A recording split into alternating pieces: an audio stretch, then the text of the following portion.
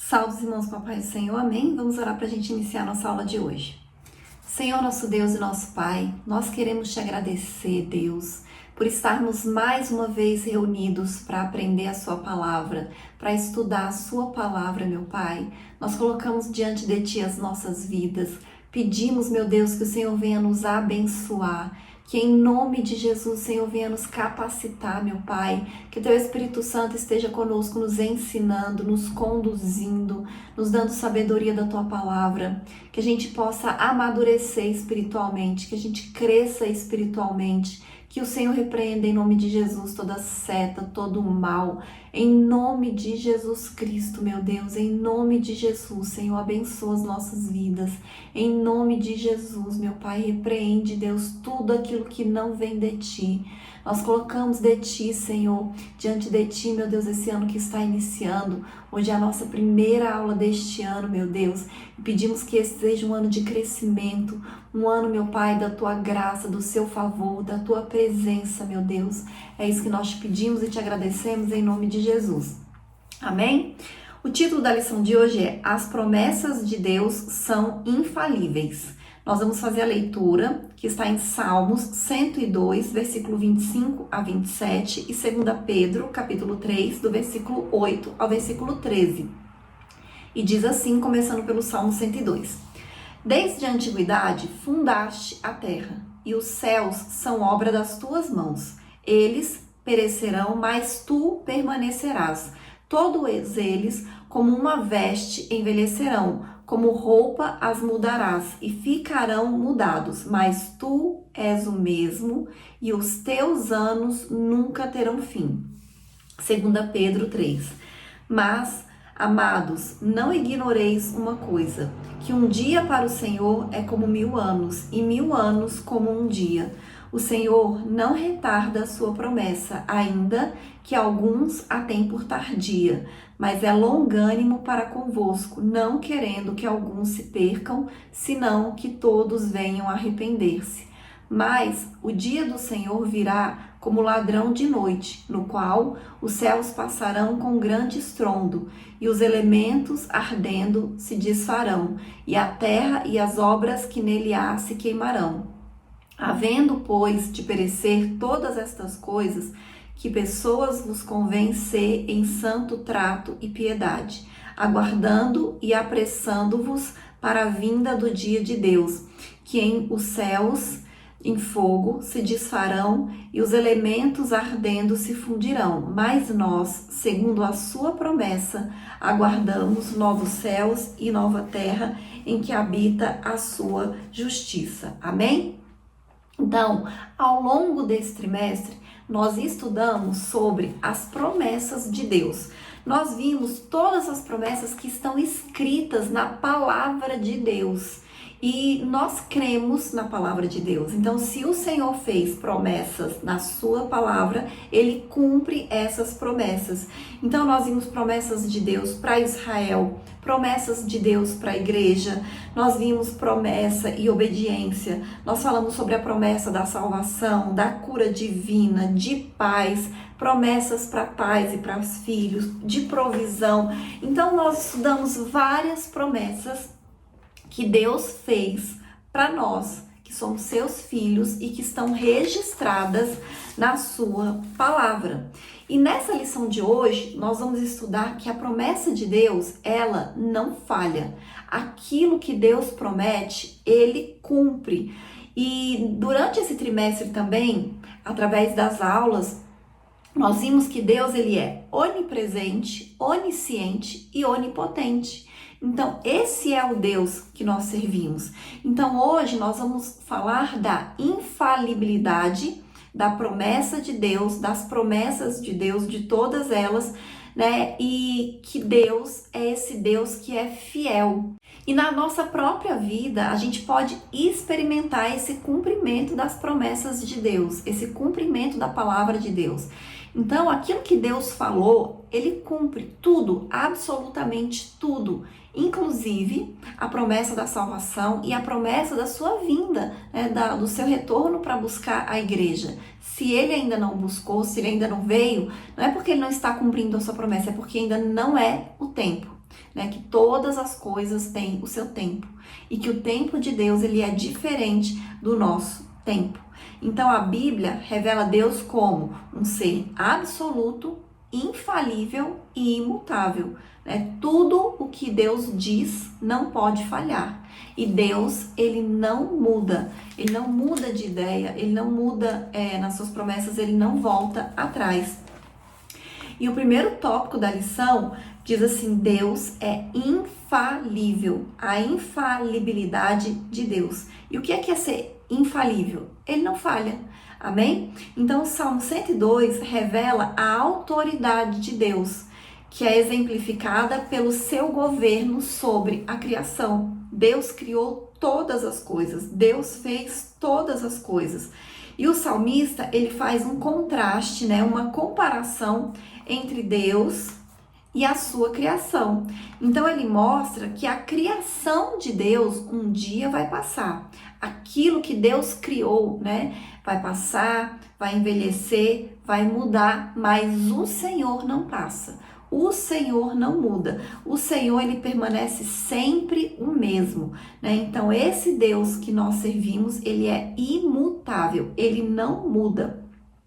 E isso revela também que ele é infalível, ele não falha. Por isso que na Bíblia não existe nenhuma referência de que Deus tenha falhado em seus planos, em suas palavras, em suas promessas. Deus, ele é absoluto, infalível e imutável. Esse é o Deus que nós servimos. Amém? E o próximo subitem diz assim: uma promessa infalível. Em 2 Pedro 3, né, que nós lemos também, nós vemos que o apóstolo Pedro, ele tem o propósito de responder à igreja a respeito da suposta demora no retorno do Senhor Jesus. Então, naquela época, que já era o início da igreja, mas que já tinha passado alguns anos desde que Jesus tinha morrido, tinha ressuscitado, né, tinha subido aos céus. E quando ele ascendeu, ele prometeu que ele voltaria para buscar a sua igreja. E já tinham se passado vários anos, eles estavam esperando e eles estavam achando que estava demorando e que talvez tinha esse burburinho, né, essa conversa de que Jesus não fosse voltar porque ele ainda não tinha voltado. Mas o apóstolo Pedro ensina para eles: olha, Deus, ele não muda, né? As suas promessas, elas não mudam. Se ele prometeu, ele vai cumprir. Se ele prometeu, vai acontecer. E a palavra de Deus fala também, né, que o tempo de Deus, ele é diferente do nosso. Se ele falou que cedo venho, né, ele viria logo e ele ainda não voltou, é porque no tempo de Deus ainda é cedo, né? Ainda não faz tanto tempo assim. E nós temos que estar preparados. O próprio Jesus falou várias parábolas a respeito disso, que nós temos que estar preparado, porque o dia do Senhor viria como ladrão. A gente não sabe quando, mas a gente sabe que ele vem. A gente sabe que ele volta para buscar a sua igreja. Então nós temos que estar preparados para esse dia, como se ele fosse hoje, como se Jesus fosse voltar hoje. Amém? O próximo subitem diz assim: a palavra infalível de Deus. Então, ao longo da Bíblia, a gente percebe, a gente constata que Deus cumpre as suas promessas. E conforme a gente lê lá em 1 Reis, capítulo 8, versículo 56, diz assim: bendito seja o Senhor, que deu repouso ao seu povo de Israel, segundo tudo o que disse.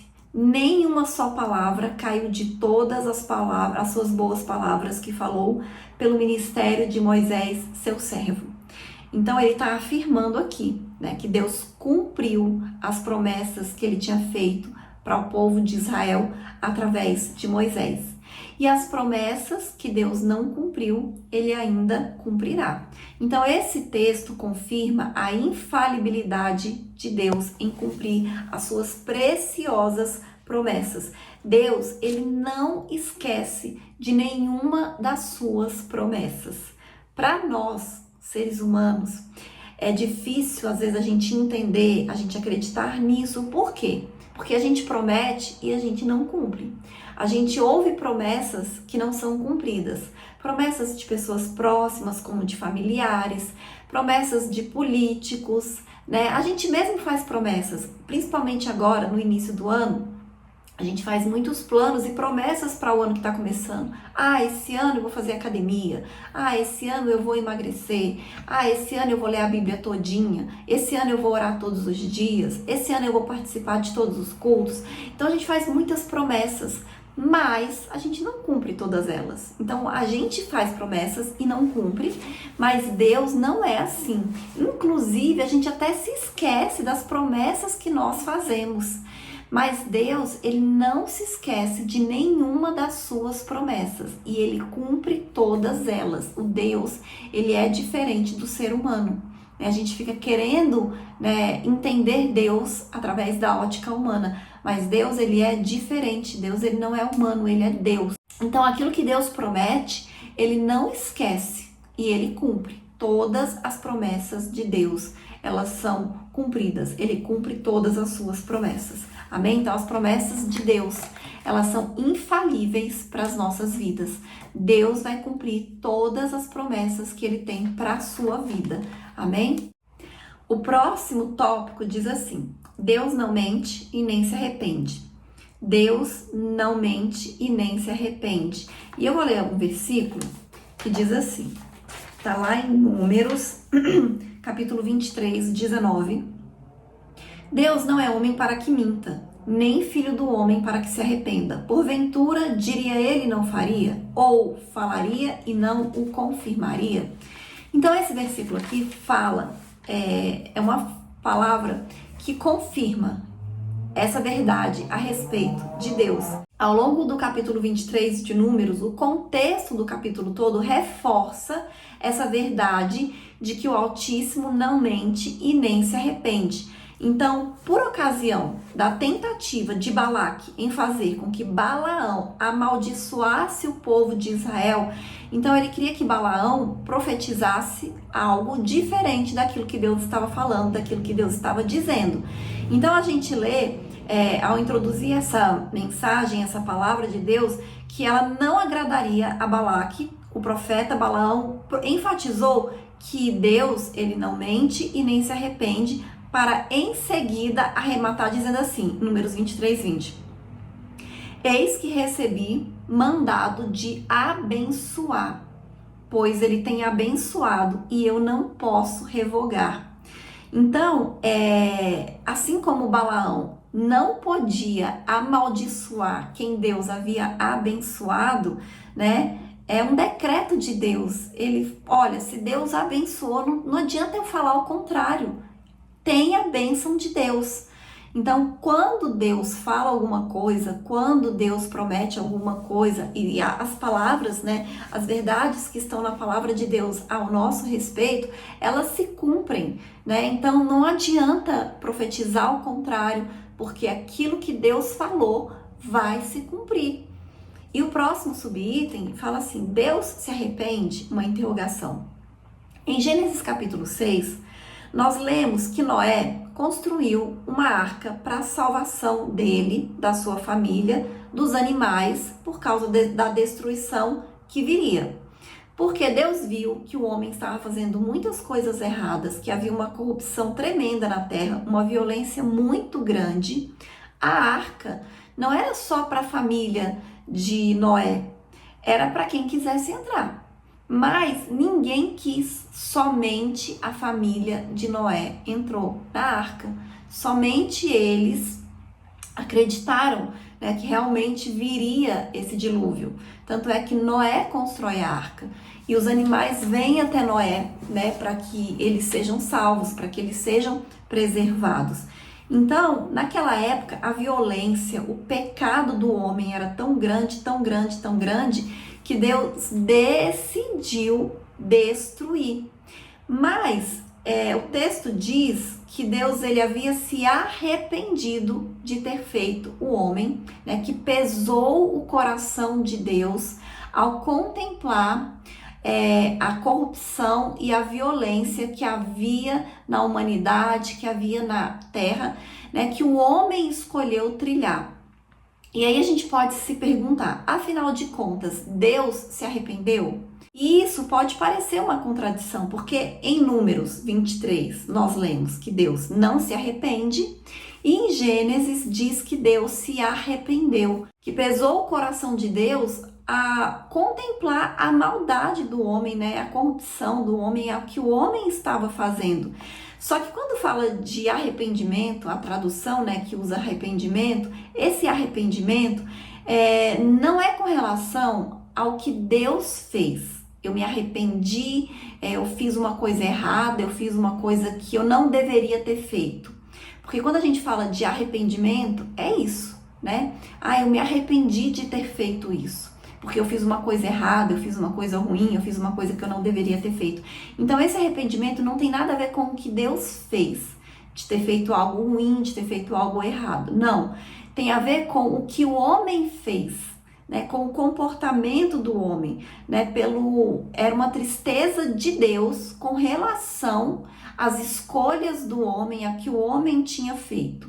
Então, quando fala de arrependimento e de que pesou o coração de Deus, está reforçando a ideia de que ele se entristeceu com a escolha que o ser humano fez, né? Com as escolhas de uma maneira geral.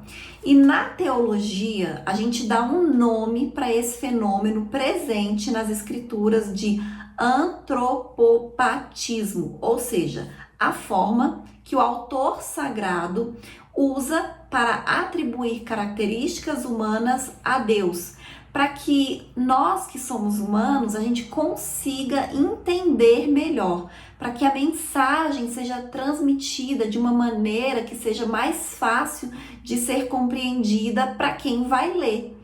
É por isso que Jesus usava tantas parábolas, fazia tantas comparações, tantas metáforas, tantas analogias, que é para a gente pudesse entender melhor.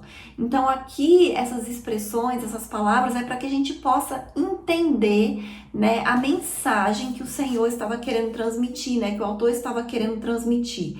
Então em Gênesis 6, a falha não estava em Deus, mas no ser humano. E o arrependimento de Deus não era com relação ao plano criador, à criação dele, mas ao ser humano ter se tornado rebelde, né? Então era uma tristeza pelo o que Deus fez. Tanto é que nós vamos ver no próximo tópico, né, que o Senhor vai falar a respeito disso, de que inclusive para o pecado, Deus já tinha um plano desde o início. E o próximo tópico diz assim: as infalíveis promessas de Deus, o plano glorioso. Então, a queda do ser humano, quando Adão pecou lá no Éden, lá no jardim, não pegou Deus de surpresa. Deus já sabia que isso ia acontecer e ele já tinha um plano desde o início.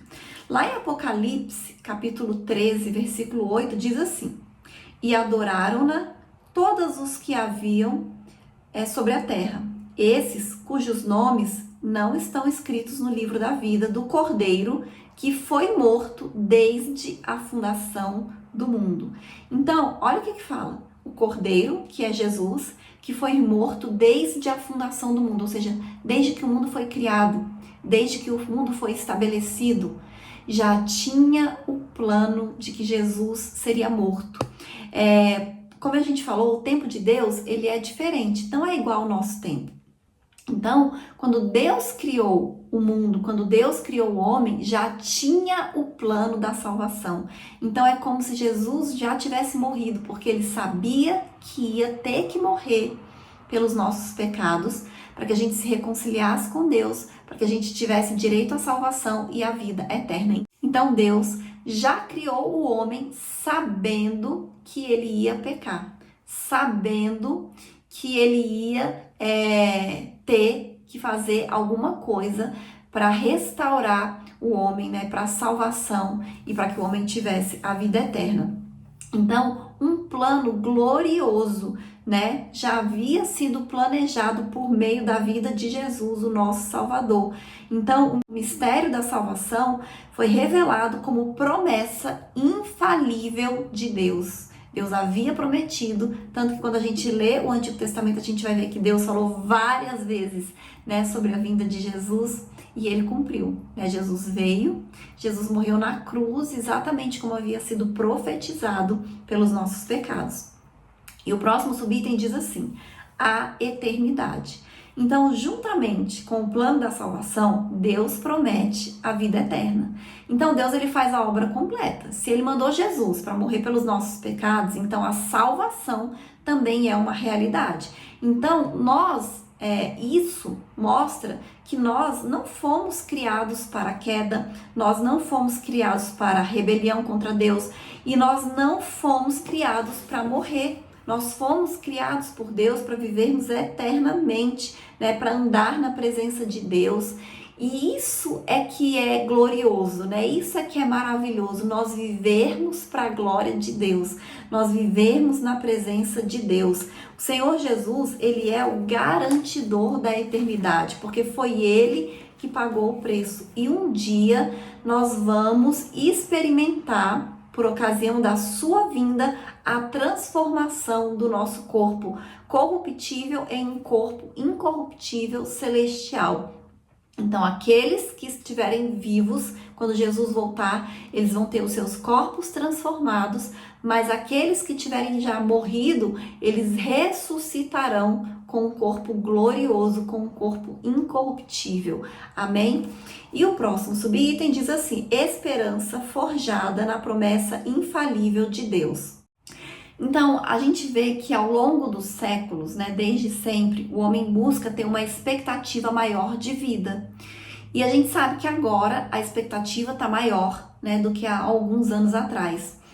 E ele tem buscado esse aumento da expectativa maior de vida através dos avanços da ciência. Então, por que hoje o homem vive mais? Porque existem remédios, existem cirurgias. Então, a medicina, a ciência, a tecnologia, tudo isso está possibilitando uma vida mais longa para o ser humano. O envelhecimento e a morte são uma realidade. Mesmo que a gente tenha uma vida mais longa, né, nós vamos morrer e isso é um fato. O nosso corpo físico vai morrer. Mas os que têm a sua esperança em Jesus Cristo, a sua esperança na promessa infalível de Deus, da salvação e da vida eterna, não enfraquecem a sua alegria da salvação por nada que aconteça nesse mundo. Então, para nós que acreditamos na salvação, que acreditamos na vida eterna, que nós sabemos que isso é uma realidade, nós temos a certeza e a convicção de que é uma realidade. Nós sabemos que o nosso corpo físico morre, mas o nosso espírito não morre mais. Quando nós aceitamos a Cristo, né, nós aceitamos a Cristo, nós recebemos a salvação e a vida eterna. Então o nosso corpo físico vai morrer, mas o nosso espírito vai viver eternamente. Ao contrário dos ímpios, que a palavra de Deus fala de morte eterna. Então nós entendemos, nós compreendemos que a vida, ela é um dom de Deus. Enquanto nós estivermos aqui nessa terra, aqui neste mundo, é uma bênção de Deus, é porque Deus permitiu, é porque Deus está concedendo isso para nós. E nós vivemos aqui para a glória do Senhor. Nós temos que fazer a vontade de Deus, nós temos que servir ao Senhor com alegria, mas a gente tem que ter a alegria também da salvação. Então, nada que aconteça nesse mundo pode nos entristecer, porque a gente sabe que nós temos Jesus, nós sabemos que nós temos a salvação, que nós temos a vida eterna. Então, de maneira grata e alegre, nós temos que tomar a nossa caminhada com Deus até chegar o dia em que nós encontraremos com Ele face a face. Amém? E a conclusão, eu vou ler que diz assim: concluímos mais um trimestre estudando a respeito das promessas infalíveis de Deus. Aqui temos a oportunidade de renovar a nossa esperança no Senhor. Sabemos que podemos fazer a nossa caminhada com Cristo de maneira confiante e segura, pois o nosso Deus é fiel para cumprir as suas infalíveis promessas. Confiamos em Deus e na força do seu poder. Então, eu acredito que esse trimestre foi tão especial e tão bom a gente estudar as promessas de Deus, Mas acima disso, além disso, a gente precisa lembrar dessas promessas. Nós não podemos nos esquecer das promessas de Deus para as nossas vidas. Porque o inimigo, ele vai querer se levantar, ele vai querer trazer dúvidas, insegurança, mas quando nós estamos firmes na palavra de Deus, nas promessas do Senhor, nós não seremos abalados pelas mentiras do maligno. Então, creia, tome posse das promessas de Deus. Todas as promessas de Deus se cumprem e todas as promessas de Deus, elas vão se cumprir na sua vida. Em nome de Jesus Cristo, não desanime, não entristeça, declare a palavra de Deus, declare as promessas de Deus, anote, num papel, num caderno, as promessas que a palavra de Deus tem para você, para que você possa ler, para que você possa recordar, para que você possa sempre se lembrar daquilo que Deus prometeu para a sua vida, amém? E essa foi a lição de hoje, esse foi o trimestre que nós estudamos esses assuntos tão maravilhosos. Na próxima semana já inicia o nosso próximo trimestre e é até uma sugestão, que tenham um caderninho e anotem o que a gente vai estudando, o que a gente vai falando, para que não esqueça, para que você possa sempre retornar ali para o seu caderninho, para as suas anotações e relembrar aquilo que Deus está falando com você, amém? E essa foi a lição de hoje e até a próxima aula em nome de Jesus.